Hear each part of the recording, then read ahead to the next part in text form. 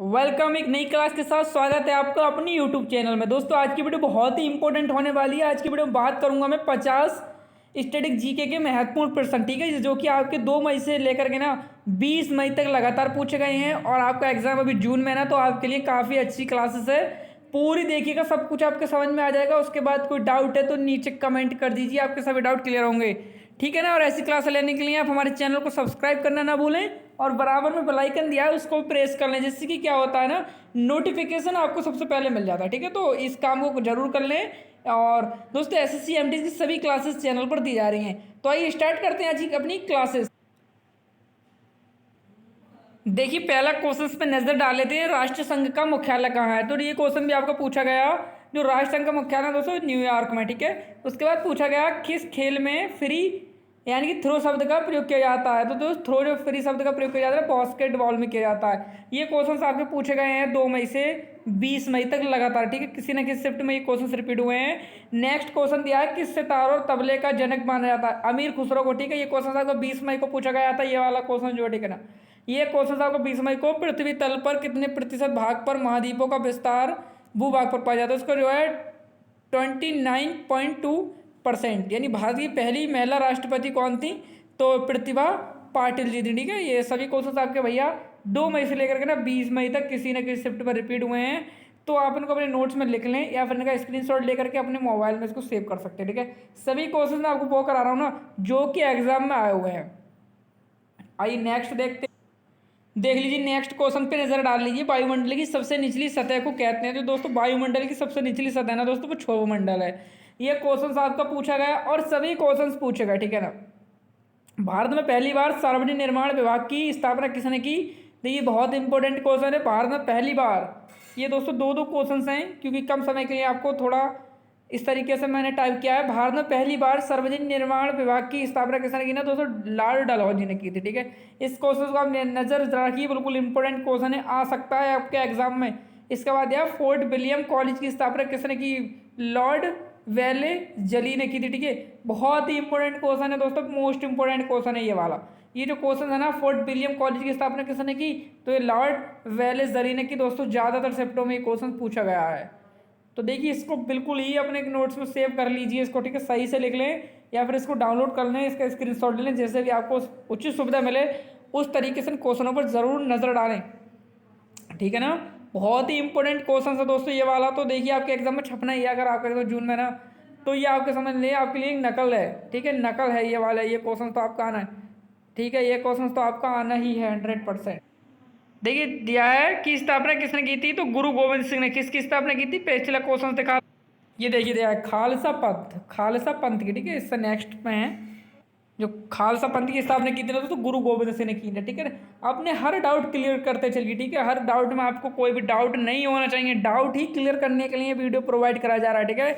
Jim Corbett राष्ट्रीय park किस राज्य में स्थित है। तो दोस्तों कई बार ये क्वेश्चन पूछा गया है और ज़्यादातर हर कॉम्पिटेटिव एग्जाम में ये क्वेश्चन दोहराया गया है, ठीक है। अभी जो यूपीएससी का वो चल रहा है ना, अभी यूपीएससी का प्री एग्जाम, तो उसमें भी क्वेश्चन पूछा गया, ठीक है ना। जिम कॉर्बेट राष्ट्रीय पार्क किस राज्य में स्थित है, उत्तराखंड। सभी जो यूपीएससी में पूछा गया है ना वो आपके टेलीग्राम पर मिल जाएगा। टेलीग्राम पर चले जाइए, परफेक्ट मैथ्स 4 के टेलीग्राम है, डिस्क्रिप्शन में उसका लिंक डाल दूंगा। लेकिन नेक्स्ट है भारत का सबसे बड़ा राष्ट्रीय उद्यान कौन सा है, बहुत इंपॉर्टेंट है। तो दोस्तों भारत का सबसे बड़ा राष्ट्रीय उद्यान है ना दोस्तों, वो हिमिस है। कभी कभी ये पूछ लिया जाता है भारत का सबसे बड़ा राष्ट्रीय उद्यान हिमिस किस राज्य में स्थित है।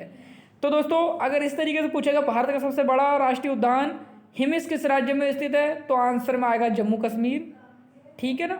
इसके बाद दिया जाड़े में साइबेरियाई सारस भारत में कहाँ दिखाई पड़ते हैं। देखिए बहुत ही इंपॉर्टेंट क्वेश्चंस हैं। तो दोस्तों केवलादेव घाना पक्षी बिहार में दिखाई देता है, ठीक है। सरिस्का भारत के बाघ अभ्यारण्य की स्थापना किस वर्ष हुई। ओहो बहुत ही इंपॉर्टेंट क्वेश्चन है, ठीक है। सरिस्का भारत के बाघ अभ्यारण्य की स्थापना जो दोस्तों ना 1955 में हुई थी, ठीक है। यानी कि अपना ये क्वेश्चन बहुत ही इंपॉर्टेंट है, बहुत ज़्यादा मोस्ट इंपॉर्टेंट क्लास आज की। ऐसा क्वेश्चन कोई नहीं है जो कि किसी न किसी शिफ्ट में पूछा नहीं गया हो। 2 से 20 मई तक सिर्फ और सिर्फ यही क्वेश्चन आपको आए हुए हैं।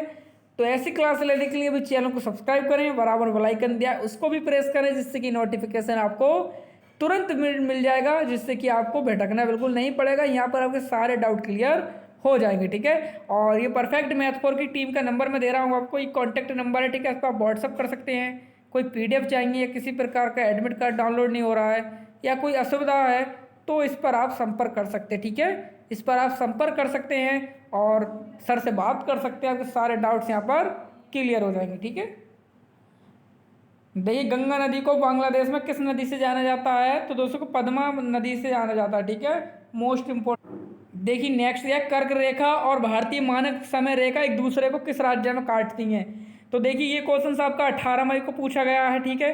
तो दोस्तों कर्क रेखा और भारतीय मानक समय रेखा है दोस्तों एक दूसरे को छत्तीसगढ़ राज्य में काटती हैं। यह इसे देता है भारतीय मानक समय रेखा एक दूसरे को छत्तीसगढ़ राज्य में काटती हैं। उन रेखाओं के नाम बताइए। तो कर्क रेखा और भारतीय मानक समय रेखा, ठीक है। क्वेश्चंस जो है कई तरीके से पूछ सकता है।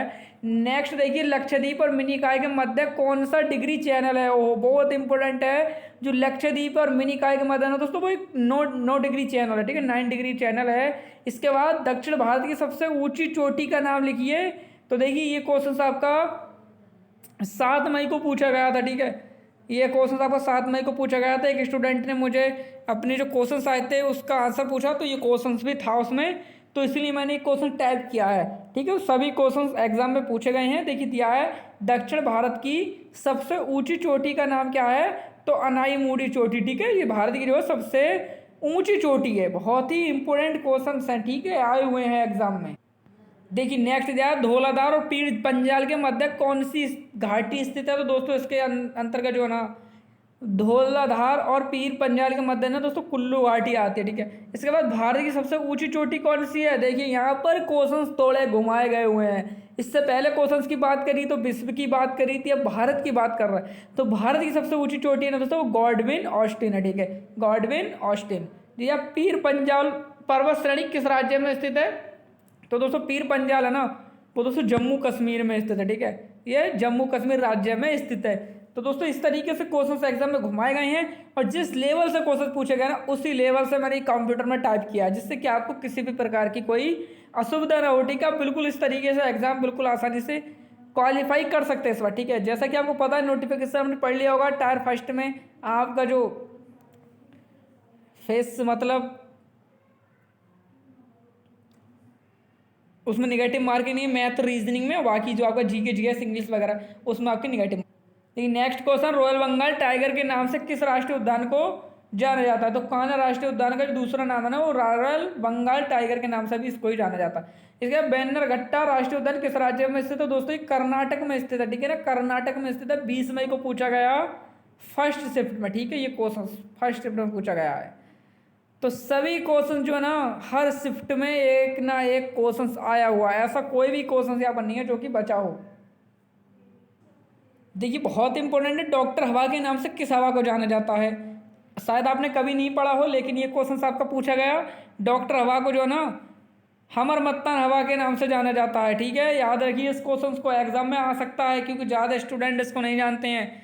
लाल सागर और भूमध्य सागर को जोड़ने वाली नहर का नाम बताइए। तो स्वेज नहर है, सॉरी नहर। प्रशांत महासागर और कैरेबियन सागर को जोड़ने वाली नहर है तो दोस्तों पनामा नहर है, ठीक है ना।